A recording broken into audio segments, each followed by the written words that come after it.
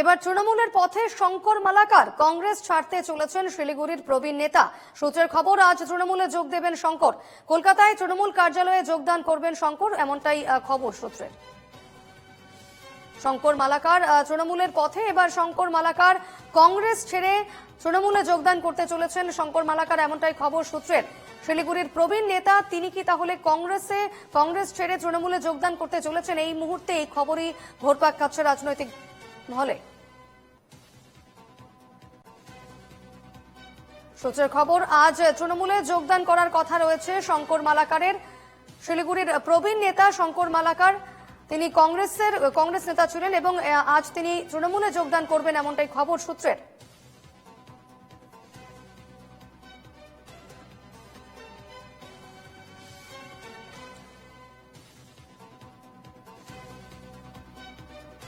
কথা বলে নেব, আমার সঙ্গে রয়েছেন প্রতিনিধি প্রসেনজিৎ রাহা। প্রসেনজিৎ, শিলিগুড়ির প্রবীণ নেতা শঙ্কর মালাকার, কংগ্রেস নেতা, তিনি জানা যাচ্ছে তৃণমূলে যোগদান করবেন, কি জানতে পারছো সে বিষয়ে? দেখো, পুরোটাই সূত্রের শঙ্কর মালাকারের সাথে যোগাযোগ করা সম্ভব হয়নি।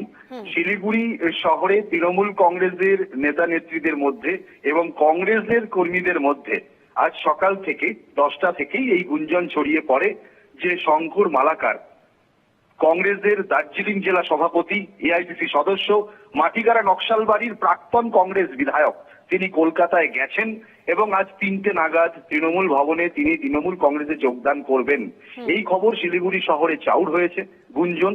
চারদিকে আলোচনা একটাই, তৃণমূল কংগ্রেসের এবং কংগ্রেসের কর্মীদের মধ্যে শঙ্কর মালাকার আচমকা তৃণমূল কংগ্রেসে যাচ্ছেন মাটিগাড়া নকশালবাড়ির টিকিট পাওয়ার জন্যই, এমন খবরটাই চারদিকে ছড়িয়েছে।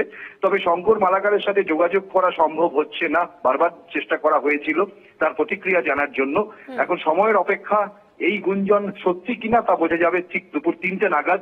সূত্রের খবর, 3টে নাগাদ তিনি কলকাতায় তৃণমূল কংগ্রেসে যোগদান করতে পারেন।